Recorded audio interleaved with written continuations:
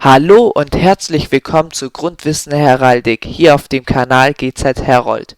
In der heutigen Folge wollen wir uns mal mit dem Oberwappen beschäftigen. Wie ich bereits in einer vorherigen Folge erwähnt habe, ist das Oberwappen nur Teil des Vollwappens. Es besteht aus Helm, Helmdecke und Helmzier. Meistens enthält es auch einen Helmwulst oder eine Helmkrone. Das Oberwappen entstand durch die Wappenschau beim Einzug des Ritters zum Turnier. Zuerst möchte ich was zum Helm sagen. Der Wappenhelm ist seit dem 14. Jahrhundert wichtiger Bestandteil eines Wappens. Davor existierten eigenständige Darstellungen von Wappenschild und Helm auf Siegeln. Da der Helm von Rittern getragen wurde, kam er in der Frühzeit der Heraldik nicht in den Wappen von Geistlichen, Frauen oder Städten vor. Später wurde er allerdings Bestandteil fast aller Wappen. Der Wappenhelm ruht auf dem oberen Schildrand, frontal oder im Profil. Ist der Schild aufrecht, so ist der Helm normalerweise frontal. Ist der Schild gelehnt, so ist der Helm immer im Profil auf der erhöhten Oberecke. Er ist in Stahlfarbe oder silbern dargestellt und rot gefüttert. Die Wahl des Wappenhelms ist nicht egal. Es werden nur Helme als heraldisch bezeichnet, die mit einer Helmzier dekoriert bei Turnieren getragen wurden. Als erster heraldischer Helm gilt der Topfhelm mit zylindrischer Grundform. Aus ihm entwickelte sich der Kübelhelm.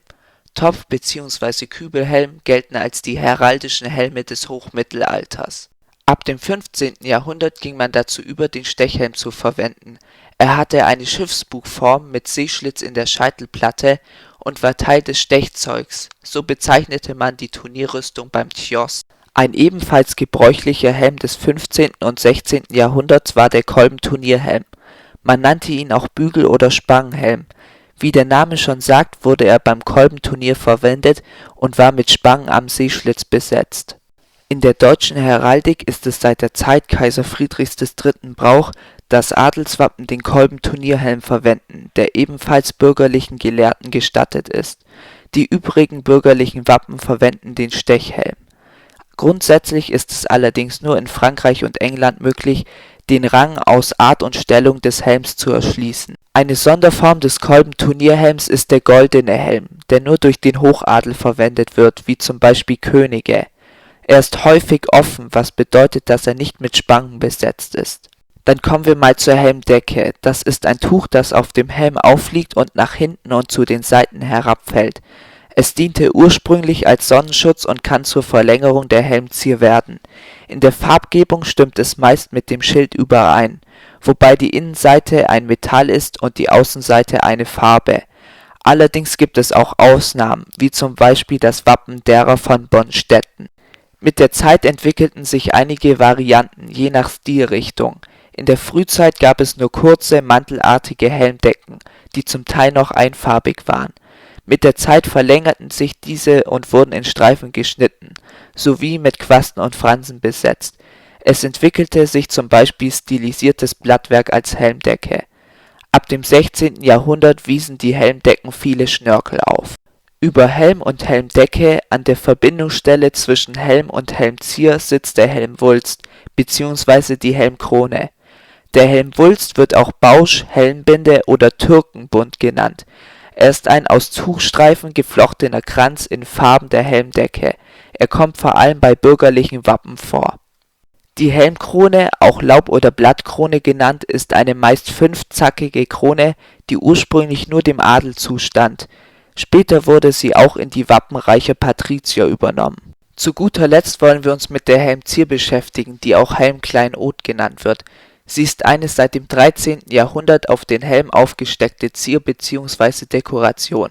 Sie wiederholt oft den Schildinhalt und stellt Tiere, Pflanzen, Menschen, Hörner, Flügel oder Gegenstände dar.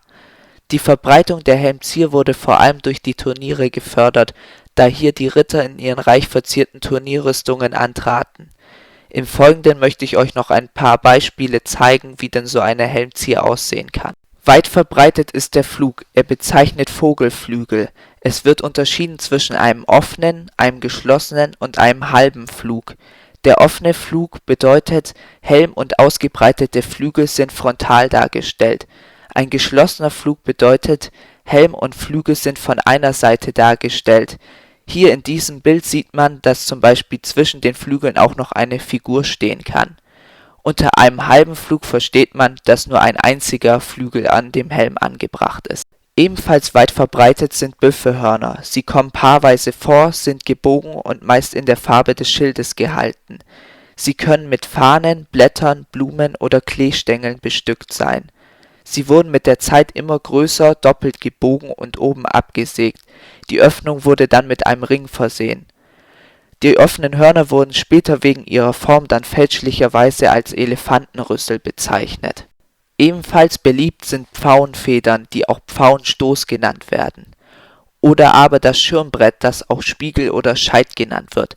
Es ist eine stehende runde Scheibe oder ein Vieleck, das am Rand oder den Spitzen geschmückt ist, wie in diesem Fall hier mit Federn.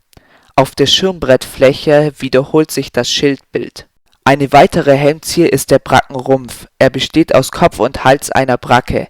Das ist ein Hund mit herabhängenden Ohren. Da der Unterleib nicht dargestellt ist, spricht man hier von einer wachsenden Figur.